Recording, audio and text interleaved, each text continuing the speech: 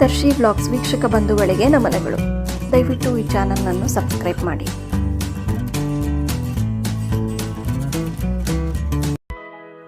ಮುಂದೆ ಮುಂದೆ ಹೋಗುವ ಹೆಮ್ಮೆಯನ್ನು ಇಟ್ಟುಕೊಳ್ಳಿ, ಹಿಂದೆ ಹಿಂದೆ ಹೋಗುವ ಅಪಮಾನವನ್ನು ಮರೆಯಿರಿ.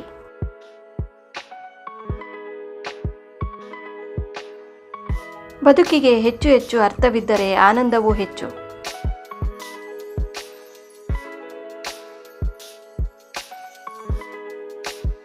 ವ್ಯಕ್ತಿ ಚಿಹ್ನೆ ಉಳಿಯುವುದು ಅಳಿಯುವುದು ಅವನ ಚರಿತ್ರೆಯಿಂದ.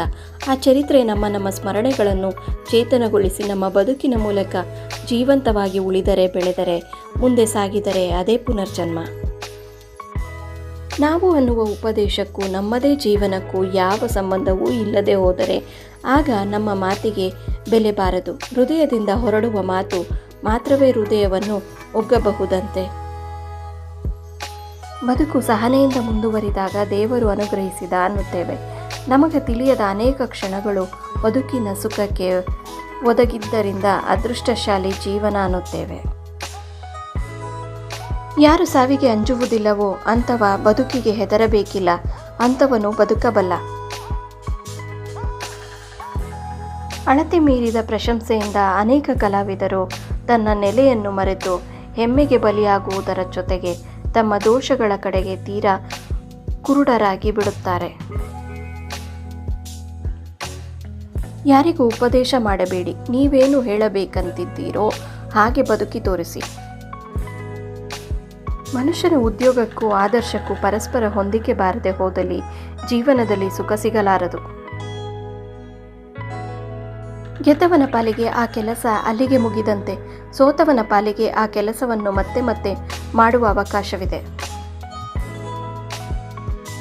ಹಣ ಎಂದರೆ ಉಪ್ಪು ಇದ್ದಂತೆ, ಅದನ್ನು ತುಸುವೆ ನಾಲಿಗೆಯ ಮೇಲಿರಿಸಿಕೊಂಡರೆ ರುಚಿ ಹೆಚ್ಚಾಗಿ, ತಿಂದರೆ ದಾಹ. ಅನುದಿನ ಆಫೀಸು ಕುರ್ಚಿಯಲ್ಲಿ ಸ್ವರ್ಗವನ್ನು ಕಾಣಬಯಸುವವನು ಬಯಲಲ್ಲಿ ಓಡಾಡಲು, ಹಳ್ಳಗುಡ್ಡಗಳಲ್ಲಿ ತಿರುಗಾಡಲು, ಸಂಜೆ ಮುಂಜಾನೆಗಳಲ್ಲಿ ದಿಗಂತವನ್ನು ನೋಡಲು ಕಲಿಯಬೇಕು. ನಮಗೆ ನಮ್ಮ ಬದುಕು ತಿಳಿದಷ್ಟು ಚೆನ್ನಾಗಿ ಅನ್ಯರ ಬದುಕು ತಿಳಿದಿರುವುದಿಲ್ಲ.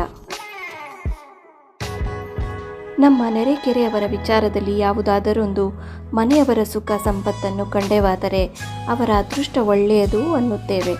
ತಮ್ಮ ಕಷ್ಟ ಕಾರ್ಪಣ್ಯಗಳನ್ನು ನೇಗಿಸುವುದಕ್ಕಾಗಿ ಅವರು ಎಷ್ಟೆಲ್ಲ ಶ್ರಮಿಸಿದ್ದಾರೆ ಎಂಬ ಅರಿವು ನಮಗೆ ಬರುವುದಿಲ್ಲ. ನಮ್ಮ ನಿತ್ಯದ ಹೊಟ್ಟೆಪಾಡು ಸಾಂಸಾರಿಕ ಜಂಜಾಟದಲ್ಲಿ ಇನ್ನೊಬ್ಬರಿಗೆ ಉಪಕರಿಸಲು ನಮಗೆ ಆಗದೆ ಹೋಗಬಹುದು. ಆದರೆ ಇಷ್ಟನ್ನಾದರೂ ಮಾಡಬಹುದು, ಅಪಕಾರ ಮಾಡದಿದ್ದರೆ ಆಯಿತು. ಕಾಲ ಹಿಂದಕ್ಕೆ ಚಲಿಸುವುದಿಲ್ಲ, ಅದರ ಜೊತೆಗೆ ಹೆಜ್ಜೆ ಹಾಕದಿದ್ದರೆ ನಾವು ನಿಂತಲ್ಲೇ ನಿಂತಿರಬೇಕಾಗುತ್ತದೆ. ಯಾರು ಪ್ರಪಂಚದ ಸುಖವನ್ನು ಹೆಚ್ಚಿಸಲು ಪ್ರಯತ್ನಿಸುತ್ತಾರೋ ಅವರು ತಮ್ಮ ಸುಖವನ್ನು ಹೆಚ್ಚಿಸಿಕೊಳ್ಳುತ್ತಾರೆ. ಈ ನನ್ನ ಪ್ರಯತ್ನ ಇಷ್ಟವಾದಲ್ಲಿ ದಯವಿಟ್ಟು ಲೈಕ್, ಶೇರ್, ಕಮೆಂಟ್ ಮತ್ತು ಸಬ್ಸ್ಕ್ರೈಬ್ ಮಾಡಿ. ಧನ್ಯವಾದಗಳು.